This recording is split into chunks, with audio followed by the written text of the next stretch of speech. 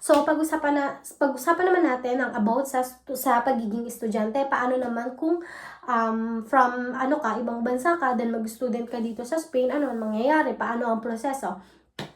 So, kailangan po, kapag pumunta ka po dito as a Filipino, then magiging estudyante ka, may hawak kang student visa, then ang mangyayari po niyan, hindi ko po ito alam talaga kung temporary residency na yung hawak ng estudyante or student visa lang talaga siya. Kasi ang alam ko, i-change mo yung student visa mo into working permit para counted na siya for applying residency here in Spain for Filipinos. Then, yung in-stay mo, for example, nag-aral ka ng 9 months as a student here in Spain, yung half ng 9 months na yun lang po ang counted at idadagdag sa araw ng pag-stay mo dito as a legal na nag-stay dito sa Spain para magkaroon ka ng residency. So, yun po, kapag po ay tapos na yung visa mo, mag-change ka na into working permit. So, temporary residency na yun. Then, kapag po ganun, after 1 year po nun, na pag-stay mo as temporary residency, dun ka na po yata mag-a-apply for permanent residency or pwede na yata silang mag-apply for citizenship na din. Basta yata maipasa lang din nila yung Spanish lang, yung pagiging citizenship, yung examination doon na kailangan mong ipasa.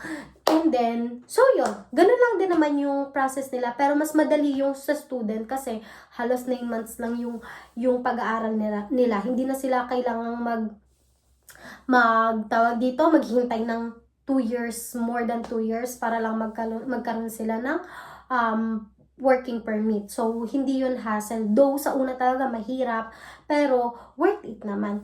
And then, about naman po dun sa may DNV or yung nomad visa, pagkarating nyo po dito, automatically po, meron na po kayong temporary residency. Hindi nyo na po kailangan mag-apply kasi bago kayo pumunta ng Spain, na-process na po yon. So, pagkarating nyo po dito as temporary residency na po, may temporary residency na po kayo, then, kailangan nyo lang din po magstay ng 5 years para magkaroon po kayo ng permanent residency. So, hindi ko po alam kung pwede na po kayo maging citizenship kung after 2 years of staying here in Spain, makakapag-exam na din kayo.